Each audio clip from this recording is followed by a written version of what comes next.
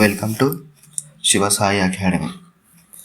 ఈరోజు మనం మూర్తిమత్వంపై ప్రభావం చేయు అంశాల గురించి తెలుసుకుందాం. మూర్తిమత్వంపై ప్రభావం చేయు అంశాలలో ముఖ్యంగా అనువంశికత మరియు పరిసరాలు. ఈ అనువంశికతలో బాహ్య స్వరూపం, అంతర్గత అవయవాలు, నాడీ వ్యవస్థ, గ్రంథులు మరియు పరిసరాలలో జనన పూర్వ పరిసరాలు, జననాంతర పరిసరాలు. ఈ 5 రకాల అంశాలు మూర్తిమత్వంపై ప్రభావం చూపిస్తాయి. అందులో మొదటిది బాహ్య స్వరూపం. బాహ్య స్వరూపం బాగుంటే ఆత్మన్యూనత ఆత్మవిశ్వాసం పెరుగుతుంది. అదే బాహ్య స్వరూపం సరిగ్గా లేకపోతే ఆత్మన్యూనత భావన ఏర్పడుతుంది. అదే బాహ్య స్వరూపం మరీ ఎక్కువైతే అహంకారం కూడా పెరుగుతుంది. ఇది ఎలా అంటే, ఒక వ్యక్తి చూడ్డానికి బాగున్నాడు అంటే అతనిలో ఆత్మవిశ్వాసం అనేది చాలా ఎక్కువగా ఉంటుంది. అదే సరిగ్గా లేకపోతే అతనికి ఆత్మన్యూనత భావం, అంటే నేనేంటి ఇలా ఉన్నాను, నా తోటి వాళ్ళు ఏంటి అలా ఉన్నారు అని అని అనుకోవడమే ఆత్మన్యూనత భావన. అదే మరీ ఎక్కువైతే అందరికంటే నేనే మంచిగా ఉన్నా అని అనుకున్న వాళ్ళకి అహంకారం కూడా పెరుగుతుంది. తర్వాత అంతర్గత అవయవాలు. శరీర పరిమాణానికి తగినట్లుగా అంతర్గత అవయవాలు ఉంటే ఎంత పని చేసినా అలసిపోరు. అదే అంతర్గత పరిమాణం శరీర పరిమాణానికి తగిన నిష్పత్తిలో లేకపోతే చిన్న పని చేసిన అలసిపోయి మూర్తిమత్వం దెబ్బతింటుంది. అంటే శరీర పరిమాణానికి తగినట్లుగా అంతర్గత అవయవాలు అంటే మన శరీరం ఎంతైతే పరిమాణం, ఎంత సైజులో అయితే ఉంటుందో మన లోపల ఉండే అవయవాలు కూడా దానికి తగినంత పరిమాణంలో, తగిన నిష్పత్తిలో ఉంటే నువ్వు ఎంత పెద్ద పని చేసినా ఏమీ కాదు. నీకు అసలు సరే ఎంత పెద్ద పని చేసినా కూడా ఏమీ అనిపించదు. అదే తగిన నిష్పత్తిలో లేకపోతే చిన్న చిన్న పనులు చేసినా కూడా అలసిపోయి మూర్తిమత్వంపై దెబ్బతింటుంది. అలసిపోయి మూర్తిమత్వంపై ప్రభావాన్ని చూపిస్తుంది. తరువాత నాడీ వ్యవస్థ. ఉద్దీపనలను గ్రహించి ప్రతిస్పందించే వ్యవస్థను నాడీ వ్యవస్థ అని అంటారు. ఇవి 3 రకాలు. ఒకటి కేంద్రీయ నాడీ వ్యవస్థ, రెండవది పరదీయ నాడీ వ్యవస్థ, మూడవది స్వయం చోదిత నాడీ వ్యవస్థ. ఈ నాడీ వ్యవస్థలో మళ్ళీ 3 రకాలు ఉంటుంది. ఒకటి కేంద్రీయ, 2 పరదీయ, 3 స్వయం చోదిత. ఫస్ట్ కేంద్రీయ నాడీ వ్యవస్థను గురించి తెలుసుకుందాం. ఈ కేంద్రీయ నాడీ వ్యవస్థలో మెదడు, వెన్నుపాము 2 ఉంటాయి. ఈ కేంద్రీయ నాడీ వ్యవస్థలో మెదడు మరియు వెన్నుపాము 2 ఉంటాయి. మెదడులో 3 భాగాలు ఉంటాయి. అందులో ముందు మెదడు, మధ్య మెదడు మరియు వెనుక మెదడు అని 3 రకాలుగా ఉంటాయి. అందులో ముందు మెదడు గురించి తెలుసుకుందాం. ముందు మెదడు మూర్తిమత్వంపై ఏ విధమైన ప్రభావాన్ని చూపుతుందో తెలుసుకుందాం. ముందు మెదడు, దీనినే మస్తిష్కం అని కూడా అంటారు. ఈ ముందు మెదడు అనేది ఆలోచనకు, వివేచనకు, తెలివితేటలకు, ధారణా శక్తికి, సమస్య పరిష్కార శక్తికి కేంద్ర బిందువు. ఈ ముందు మెదడు అనేది ఆలోచనలు, వివేచనలు, తెలివితేటలు, ధారణాశక్తి, సమస్య పరిష్కార శక్తికి కేంద్ర బిందువుగా ఉంటుంది. ఇది థారండైక్ పేర్కొన్న అమూర్త ప్రజ్ఞను నియంత్రిస్తుంది. ఎవరు పేర్కొన్నారు అమూర్త ప్రజ్ఞ గురించి? థారండైక్. అమూర్త ప్రజ్ఞ అంటే మనకు తెలియని విషయాలను గురించి తెలుసుకోవడం. అమూర్త ప్రజ్ఞ అంటే అమూర్త అంటే తెలియని, అమూర్త అంటే తెలియని విషయము అని అర్థం. అంటే ఆలోచన, వివేచన, తెలివితేటలు, ధారణాశక్తి, సమస్య పరిష్కార శక్తికి కేంద్ర బిందువుగా ఉండేది ముందు మెదడు. మానసిక వికాసం అనేది మస్తిష్క వల్కల నిర్మాణంపై ఆధారపడుతుంది. ముందు మెదడు గురించి పేర్కొన్నది ఎవరు అంటే థార్న్డైక్. ఈ ముందు మెదడు ఆలోచనలకు, వివేచనలకు, తెలివితేటలకు, ధారణా శక్తికి, సమస్య పరిష్కార శక్తికి కేంద్ర బిందువు. తరువాత మధ్య మెదడు. ఈ మధ్య మెదడు కండరాలను నియంత్రిస్తుంది. ఇది థార్న్డైక్ పేర్కొన్న మూర్త ప్రజ్ఞ లేదా యాంత్రిక ప్రజ్ఞకు ఆధారం.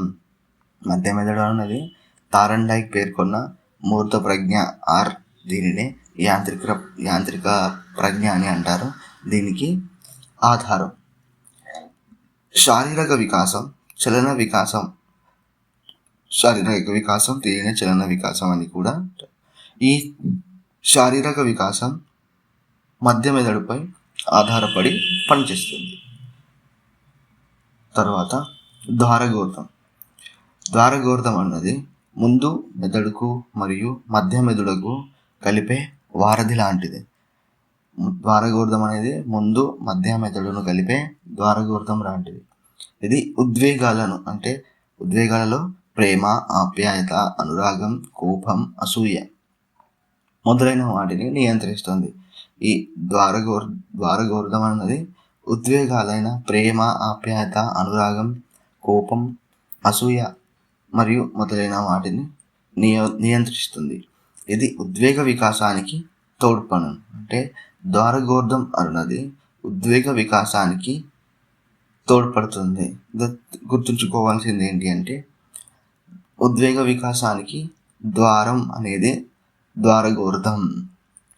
క్వశ్చన్ అడిగింది అనుకోండి, ఈ క్రింది ఒక వ్యక్తి ప్రేమగా, ఆప్యాయతగా, వాటిలో ప్రేమ మరియు ఆప్యాయత, అనురాగం ఎక్సెట్రా అనిచ్చి వీటిలో ఈ పైన పేర్కొన్న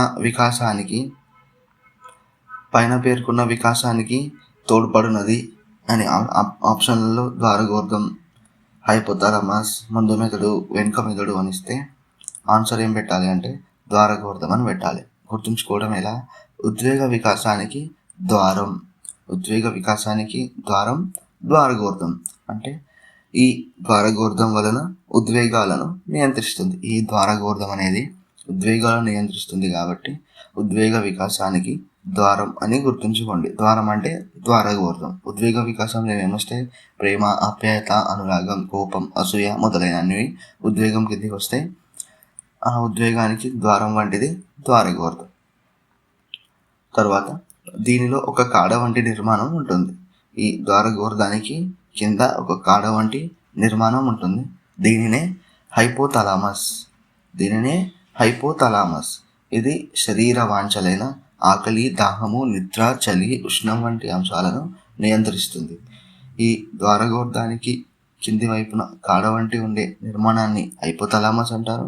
ఈ హైపోథాలమస్ శరీర వాంఛలైన ఆకలి, దాహం, నిద్ర, చలి, ఉష్ణం వంటి అంశాలను నియంత్రిస్తుంది. తరువాత వెనుక మెదడు. దీనిలో ఒక భాగమైన అనుమస్తిష్కం శరీర సమతాస్థితిని కాపాడుతుంది. అందులో వెనుక మెదడులో ఒక భాగమైన అనుమస్తిష్కం శరీర సమతాస్థితిని కాపాడుతుంది. దీనిలో మరొక భాగమైన మధ్యాముఖం శ్వాసక్రియ, జీర్ణక్రియ, రక్త ప్రసరణ, గుండె కొట్టుకోవడం లాంటి అనియంత్రిత చర్యలను నియంత్రిస్తుంది. ఈ వెనుక మెదడులో మళ్ళీ 2 భాగాలు ఉంటాయి. ఒకటి అనుమస్తిష్కం, మరి రెండవది మధ్యాముఖం. ఈ అనుమస్తిష్కం ఏమో శరీర సమతాస్థితిని కాపాడుతుంది. అలాగే ఇప్పుడు దీని నుంచే గుర్తుపెట్టుకోండి చిన్నది. జ్ఞానేంద్రియాలలో శరీర సమతాస్థితిని కాపాడేది చెవి అయితే, వెనుక మెదడులో శరీర సమతాస్థితిని కాపాడేది అనుమస్తిష్కం. మీకు రిలేటెడ్ ఉంది కాబట్టి చెప్తున్నా, కొంచెం గుర్తుండే ఛాన్స్ ఉంటుందని. ఏంటంటే జ్ఞానేంద్రియాలలో శరీర సమతాస్థితిని కాపాడేది చెవి, అదే వెనుక మెదడులో శరీర సమతాస్థితిని కాపాడేది అనుమస్తిష్కం. అదే వెనుక మెదడులో మరొక భాగమైన మధ్యాముఖం శ్వాసక్రియ, జీర్ణక్రియ, రక్త ప్రసరణ, గుండె కొట్టుకోవడం వంటి అనియంత్రిత చర్యలను నియంత్రిస్తుంది. అంటే ఈ శ్వాసక్రియ మరియు జీర్ణక్రియ ఇవన్నీ మన చేతిలో ఉండేవి కాదు. ఇవి నియంత్రణ అనేది మనం జరపలేము. వీటిపైన నియంత్రణ మనకి లేదు. గుండె కట్టుకోవడాన్ని ఆపగలమా? ఆపలేము. శ్వాసక్రియను ఆపగలమా? ఆపలేము. జీర్ణక్రియ, రక్త ప్రసరణ కూడా నియంత్రణ అనేది చేయలేము. ఈ నియంత్రణ లేని వాటిపై అనియంత్రిత చర్యలను నియంత్రించేది మధ్యాముఖం. అంటే నియంత్రణ లేకుంటే మజా వస్తుంది అని గుర్తుంచుకోండి. నియంత్రణ లేకపోవడం అంటే అనియంత్రిత చర్యలు అని. నియంత్రణ లేకపోతే మజా వస్తుంది. మజా అనేది మధ్యాముఖం అని గుర్తుంచుకోండి. చిన్న చిన్నవి ఇలా గుర్తుపెట్టుకోవడానికి ఈజీగా ఉంటాయని చెప్తున్నా. గుర్తుంచుకోవడానికి ట్రై చేయండి. మొదటిది ఏంటి? అనుమస్తిష్కమేమో శరీర సమతాస్థితిని కాపాడుతుంది. అదే జ్ఞానేంద్రియాలలో శరీర సమతాస్థితిని కాపాడేది చెవి. మరొక భాగం మధ్యాముఖం ఏం చేస్తుంది? అనియంత్రిత చర్యలైన జీర్ణక్రియ, శ్వాసక్రియ, రక్త ప్రసరణ, గుండె కట్టుకోవడం వంటి వాటిని నియంత్రిస్తుంది. అంటే నియంత్రణ లేకుండే మజా వస్తుంది. మజా అనేది మధ్యాముఖంగా, నియంత్రణ లేకపోవడం అనేది అనియంత్రిత చర్యలను గుర్తుంచుకోవడానికి చిన్న లాజిక్ ట్రిక్ లాంటిది. తర్వాత పరదీయ నాడీ వ్యవస్థ. ఈ పరదీయ నాడీ వ్యవస్థ అంటే మెదడు నుంచి వచ్చే 12 జతల కపాల నాడులు, వెన్నుపాము నుండి వచ్చే 31 జతల కశేరు నాడులు. ఇవి మొత్తం ఎన్ని అవుతాయి? 43 అవుతాయి.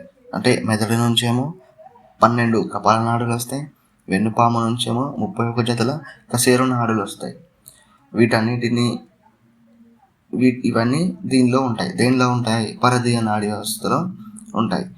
ఇది దృశ్య, శ్రవణ వేగము, ప్రతీకార చర్య వేగము దీని ఆధీనంలో ఉంటాయి. చూడడం మరియు వినడం, చేయడం ఏదైనా ప్రతిచర్య వేగం. మెదడు నుంచి వచ్చే నాడులు మరియు వెన్నుపాము నుండి వచ్చే నాడులు అన్నీ కలిపి 43 ఉంటాయి. వీటి ఆధీనంలో దృశ్యం, శ్రవణం, వేగము, ప్రతిచర్య వేగము ఇవన్నీ పరదీయ నాడీ వ్యవస్థ ఆధీనంలో ఉంటాయి. తర్వాత స్వయంచోదిత నాడీ వ్యవస్థ. ఈ స్వయంచోదిత నాడీ వ్యవస్థ అన్నది వెన్నుపాము ఆధీనంలో ఉంటుంది. ఈ స్వయంచోదిత నాడీ వ్యవస్థ అన్నది వెన్నుపాము ఆధీనంలో ఉంటుంది. అసంకల్పిత ప్రతీకార చర్యలు అన్నీ దీని ఆధీనంలో ఉంటాయి. అంటే మనం కల్పించడం అవసరం లేకుండా, అంటే మన ప్రమేయం లేకుండా జరిగే ప్రతీకార చర్యలన్నీ స్వయంచోదిత నాడీ వ్యవస్థ ఇది వెన్నుపాము ఆధీనంలో ఉంటుంది. అంటే మన ప్రమేయం లేకుండా జరిగేవి, అనుకోకుండా వేగంగా జరిగే చర్యలను అసంకల్పిత ప్రతీకార చర్యలు అంటారు. ఈ అసంకల్పిత ప్రతీకార చర్యలు అన్నవి వ్యక్తులను ప్రమాదాల నుండి కాపాడుతాయి. ఈ చర్యలు మళ్ళా 2 రకాలు: నిబంధన రహిత చర్యలు, నిబంధన సహిత చర్యలు. నిబంధన రహిత చర్యలు అనేవి పుట్టుకతో వస్తాయి. అవి ఏమేమి? మన కంటిపై కాంతి పడగానే కళ్ళు మూసుకోవడం. అంటే మన కంటిపై కాంతి పడగానే కళ్ళు మూసుకోవడం. మరియు వేడి వస్తువును తాకగానే చేయిని వెనక్కి లాగడం. ఇవన్నీ అసంకల్పిత ప్రతీకార చర్యలు. అంటే మనం కల్పించి చేసుకునేవి కాదు. మనం ఇట్లా కూర్చున్నాం, సడన్గా కంటిపైన లైట్ పడ్డది అనుకోండి, అప్పుడే కళ్ళు మూసుకొని పోతాయి. మనం కల్పించి చేయలేదు. తర్వాత ఏదైనా వేడి వస్తువును టచ్ చేసినాం అనుకోండి, అప్పుడే వెంటనే అనేది మన వెనుకకు వచ్చేస్తుంది. మనం ముందుకి వెనుకకి అనవసరం లేకుండా. అంటే దీనికి నిబంధనలు అనేవి ఉండవు. ఈ నిబంధన రహిత చర్యలు అన్నవి పుట్టుకతోనే వస్తాయి. ఇవి నేర్చుకుంటే వచ్చేవి కాదు, పుట్టుకతో వచ్చేవి. తర్వాత నిబంధన సహిత చర్యలు. ఇవి పుట్టుకతో రావు, అభ్యసనం ద్వారా వస్తాయి. నిబంధన రహిత చర్యలేమో పుట్టుకతో వస్తాయి. నిబంధన సహిత చర్యలేమో పుట్టుకతో రావు, అభ్యసనం ద్వారా వస్తాయి. ఎగ్జాంపుల్: ఉపాధ్యాయుడు తరగతి గదిలో ప్రవేశించగానే విద్యార్థులు లేచి నిలబడడం, మొదటి గంట కొట్టగానే విద్యార్థులు ప్రార్థనకు హాజరవ్వడం. ఇవన్నీ పుట్టుకతో రావండి. ఇవన్నీ స్కూల్కి వెళ్ళి చూసి నేర్చుకొని అభ్యసనం అంటే నేర్చుకోవడం. స్కూల్కి వెళ్ళి నేర్చుకోవడం వలన విద్యార్థులకు అలవడతాయి. అందుకే నిబంధన సహిత చర్యలు అనేవి పుట్టుకతో రావు, నిబంధన రహిత చర్యలు అనేవి పుట్టుకతో వస్తాయి. ఈ నిబంధన సహిత చర్యలు, నిబంధన రహిత చర్యలు వీటిపైన పరిశోధనలు చేసింది ఇవాన్ పెట్రోవిచ్ పావ్లో.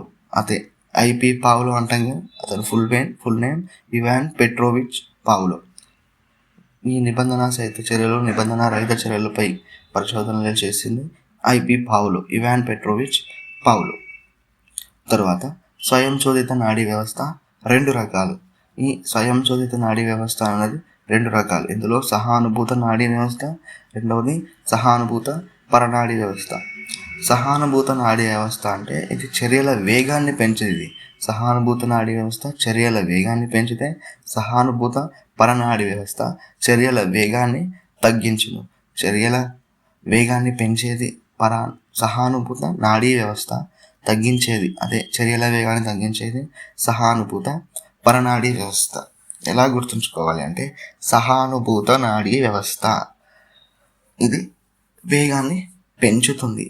అదే సహానుభూత పరనాడీ అనేది యాడ్ అయిందనుకోండి వేగాన్ని తగ్గిస్తుంది అని గుర్తుంచుకోండి. లేకపోతే వేగాన్ని పెంచుతుంది. సేమ్ ఉంటుంది. సహానుభూత నాడీ వ్యవస్థ, సహానుభూత పరనాడీ వ్యవస్థ. సహానుభూత నాడీ వ్యవస్థ ఇది లైన్ ఉంది కాబట్టి ఇది వేగాన్ని పెంచుతుందని, సహానుభూత పరనాడీ వ్యవస్థ అంటే అనేది యాడ్ అవుతుంది కాబట్టి వేగాన్ని తగ్గిస్తుందని గుర్తుంచుకోండి. తర్వాత నియోఫ్రాయిడెన్స్. ఎవరైతే మూర్తిమత్వ నిర్మాణం అంగీకరించి, మూర్తిమత్వ గతిశీలతను అంగీకరించి మనోలైంగిక వికాస సిద్ధాంతాన్ని వ్యతిరేకిస్తారో వారిని నియోఫ్రాయిడెన్స్ అని అంటారు. అంటే మూర్తిమత్వ నిర్మాణం గురించి అంగీకరణ జరిపి మూర్తిమత్వ గతిశీలతను కూడా అంగీకరించి మనోలైంగిక వికాస సిద్ధాంతాలను వ్యతిరేకిస్తారో వారు నియోఫ్రాయిడెన్స్ అంటారు. ఎగ్జాంపుల్ ఎవరెవరు అంటే ఎరిక్ ఎరిక్సన్, ఇతను జర్మనీ దేశస్థుడు. అట్లర్ ఆస్ట్రియా దేశస్థుడు. కార్ల్ యుంగ్ స్విట్జర్లాండ్ దేశస్థుడు. ఎవరెవరు నియోఫ్రాయిడెన్స్ అంటే ఎవరెవరు వస్తారు ఎగ్జాంపుల్లో? Erik Erikson, Adler, Carl Jung. Erikson ఏమో Germany, Adler Austria, Carl Jung Switzerland. Question అడిగే ఛాన్స్ ఉంటుంది. ఈ ముగ్గురిని ఇచ్చి వేరే పేరు వచ్చి వేరుగా ఉన్న వారిని గుర్తించండి, లేదా నియోఫ్రాయిడెన్స్కి సంబంధించిన వారని అనొచ్చు, సంబంధించని వారు అనొచ్చు, లేదంటే నియోఫ్రాయిడెన్స్ అంటే ఏంటి అని స్టేట్మెంట్ వైజ్ కూడా ఇవ్వచ్చు.